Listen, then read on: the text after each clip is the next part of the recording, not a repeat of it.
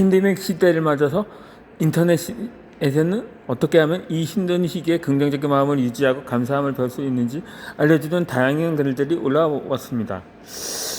저 역시 이러한 글들을 통해서 새로운 관점을 얻고 낯선 환경에 적응할 수 있도록 힘을 얻었습니다. 한 번은 내가 정말 좋아하는 심리치료사인 에스더 페레리 쓴 불평의 기쁨이라는 제목의 글을 읽게 되었습니다.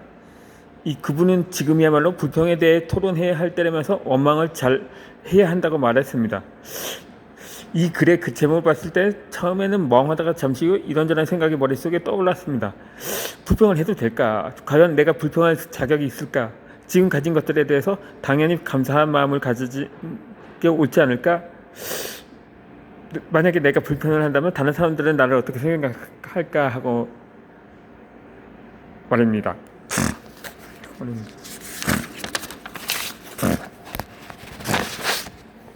이 불평이라는 단어를 들었을 때 어떤 느낌 혹은 반응이 떠오르는가요? 또 무엇이 연상되는가요? 이 불평 리스트에 대해 적어 보십시다. 내가 불평이라는 단어를 들었을 때 가장 먼저 떠오르는 건 불평하지 말라는 말입니다. 대부분의 사람들이 어려서부터 불평을 하면 안 된다고, 불평은 나쁜 것이라고 배웠습니다. 인터넷에서 불평을 검색해보면 성공한 사람은 불평하지 않는다거나 불평을 멀리하는 법 등의 글을 쉽게 찾을 수가 있습니다. 이 불평은 다양한 문화와 모든 언어에 존재하는 다양한 의미입니다. 유태인들이 사용하는 이디히어에는 불평을 나타내는 단어가 무려 10개나 있습니다.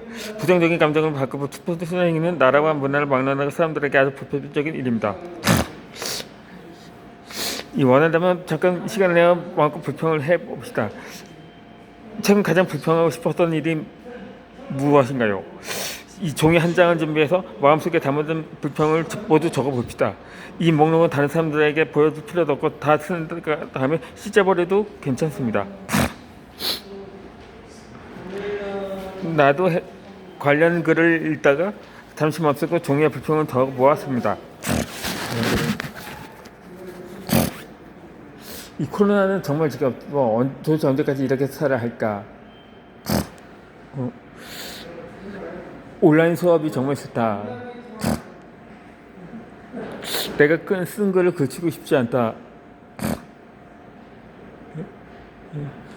이것들은 내가 적은 불평들입니다.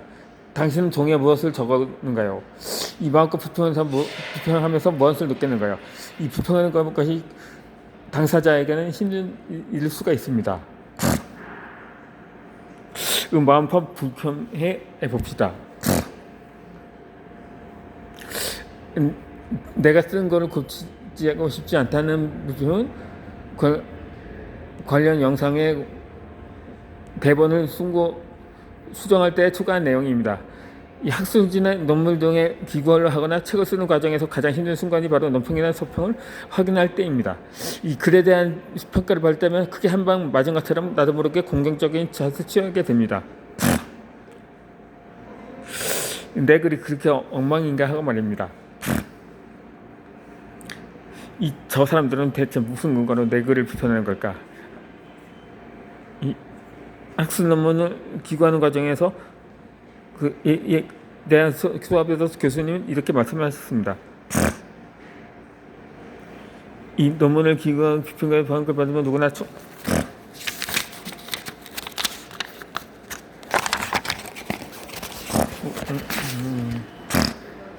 누구나 충고를 받고 화가 날 겁니다. 일단은 누구나 차라리 슬픈 비평하세요. 논평은 일단 접어두고 탄지 지난 다음에 발표 보세요. 이와 같은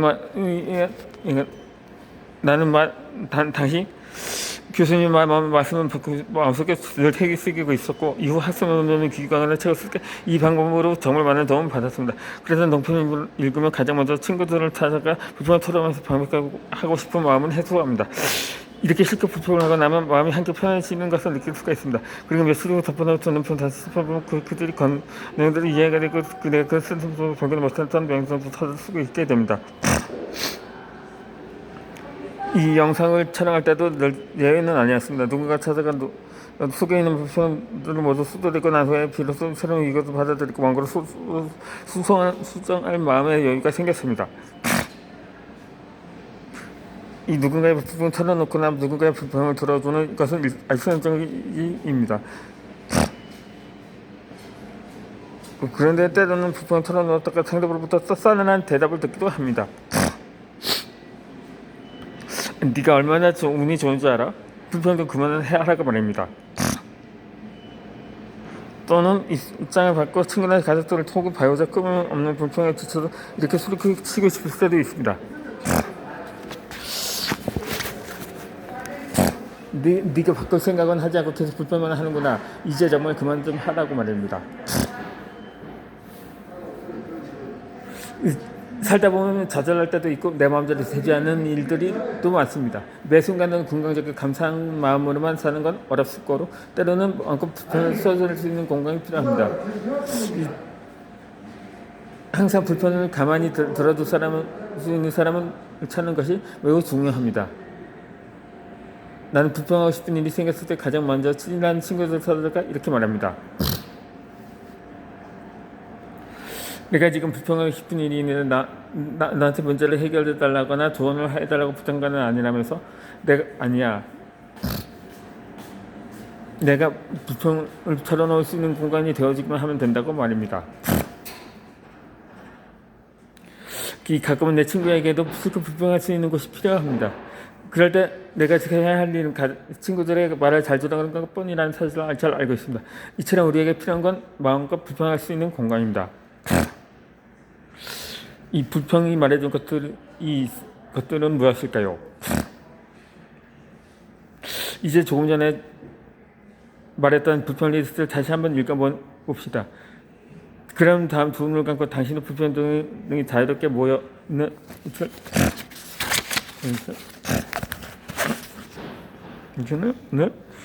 어떤 공간 속에 서 있다고 생각해 봅시다. 그리고 천천히 각각의 불평에게 가까이 다가갑시다. 불평들을 당신의 무엇을 말해주고 있는가요? 나는 불평에 가까이 다가갔을 때 그 밑에 숨어있는 또 다른 감정을 발견할 수 있었습니다. 예를 들어 온라인 수업이 하기 싫다는 불평 아래로는 내면의 불안감이 소감이 있었습니다. 강의를 시작한 지 이제 겨우 2년 차에 접어들었고 영어가 모국어다니 학생들이 하는 말을 알아듣지 못할까봐 혹은 내 말이 학생들에게 정확히 전달되지 않을까봐 늘 전전긍긍했습니다. 그러던 중에 갑자기 온라인으로 수업을 하려니 불안하고 걱정되었던 것입니다. 내 글의 논평에 대한 불평 아래에는 부족한 능력에 대한 부끄러움이 숨어 있었습니다. 이럴 때 상대방에게 시잡하고 원망하며 공격적인 사를 취하는 건 자신 부족하고 취약하면 바로 마주하고 싶지 않아서입니다. 이 마음속의 불평은 온전히 마주하고 할 수 있을 때 불평 밑에 숨어서 있는 책임을 받게 됩니다. 어쩌면 사람의 모든 공격적인 행위 이면에는 창피함이나 불안함 혹은 숨기고 싶은 취약성이 숨어 있는지도 모릅니다. 이 예일 대학교의 교수인 마크 브레킷은 그의 저서 이 감정의 발견에서 이렇게 말했습니다. 감정은 한 개인이 무언가를 경험할 때 어떤 미인의 선택이 감정을 전하는 것보다 비슷하다고 말합니다. 나는 이 비유가 그 마음에 들었다. 우리가 소통의 웹에서 무슨 일이 발생하는 것처럼 내면에서 보다는 뉴스 길게 하는 감정을 이해할 수 있고 이러한 감정이 어떤 정보를 전달을 하는 것인지 알 수 있습니다. 이 모든 감정은 정보입니다. 특히 그들에게 부정까지 나도 정보를 전달합니다. 분노는 무언가를 침범당했다. 불평이 발생했던 것을 알려주고 두려움은 위험을 알려주고 슬픈 소중한 것을 이럴 때 깨닫게 해줍니다. 이 실망은 기대했던 일이 일어나지 않는 틈을 알려주고 부러움은 다른 사람들이 가진 것을 나도 갖고 싶어 한다는 것을 알려주고 질투는 나에게 모든 사람 혹은 이를 잃지도 모른다는 두려움을 알게 해줍니다. 이 고독은 누군가 나를 바라보고 함께 있어주길 바라는 마음을 알려주고 압박감은 자신이 너무 많은 사람들의 기대와 요구를 짊어지고 있다는 사실을 깨닫게 해줍니다. 당신의 불평은 무엇을 말해주고 있는가요? 그 안에는 어떤 감정이 숨어 있는가요? 이러한 감정은 무엇을 알려주고 있는가요?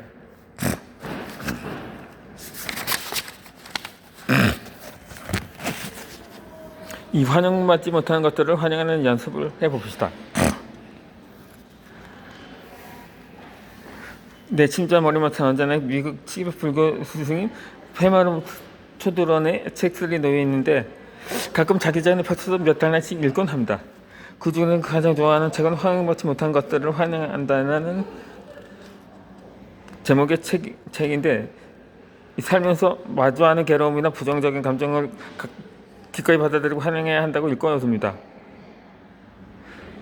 이 페마 초드런은 이렇게 말합니다.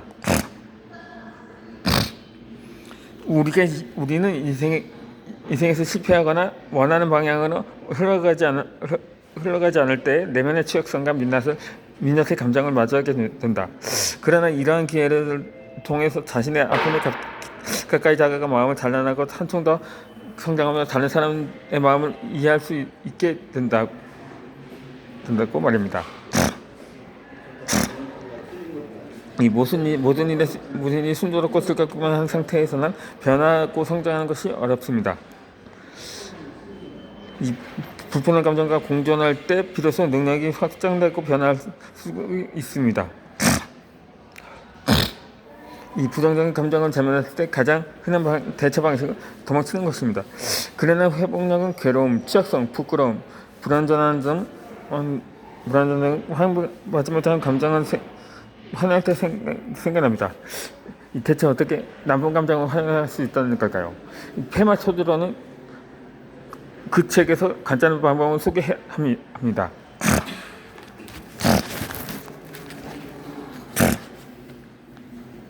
바로 마음속의 괴로움을 쫓아내려고 하기보다는 숨을 돌릴 때마다 환영받지 못한 감정들을 내면으로 흡수한다고 상상하는 것입니다. 가슴을 활짝 펴고 모든 근원과 취약성이 들어있도록 환영해 줍니다. 그리고 이러한 감정들이 내 안에 완전히 들어오면 더 이상 아무것도 하지 않아도 됩니다. 그저 함께 있는 것만으로도 충분합니다. 원한다면 숨을 쉴 때 가슴을 조금 더 활짝 열고 자신의 결함보다 다른 사람들의 겪는 고통도 함께 흡수하고 나의 고통과 다른 사람의 고통을 연결지어 생각해 봅시다. 부정적인 감정은 그런 것의 삶의 일부분이고, 이런 감정을 느끼는 것은 우리가 살아있다는 확실한 증거입니다. 이 숨을 내뱉을 때는 기쁨, 즐거움, 사랑, 평온함, 건강 등 내가 원하는 감정 밖으로 내보다 여전히 고충성에 있는 사람들과 함께 나눕니다. 나는 부정적인 감정이 찾아올 때마다 이 방법을 호흡하며 괴로움을 잘 환영해주려고 노력합니다. 그리고 세상이 고통으로 가득했을 때도 똑같이 호흡을 연습합니다. 세상에 흩어져 있는 고통을 흡수하고 기쁨과 평온함을 함께 나누고 싶어서입니다.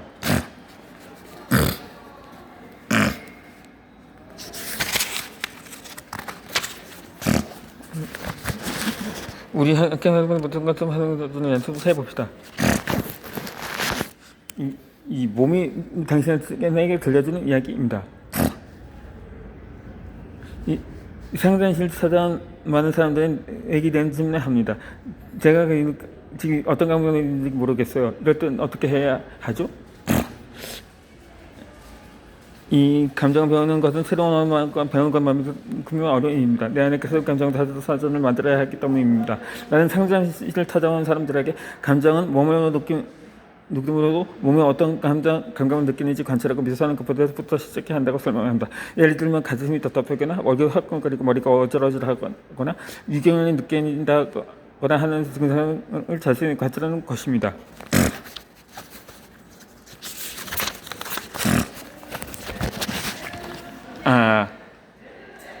다음 영상에서는 몸이 우리에게 하고 있는 이야기에 대해 설명을 해드리도록 하겠습니다.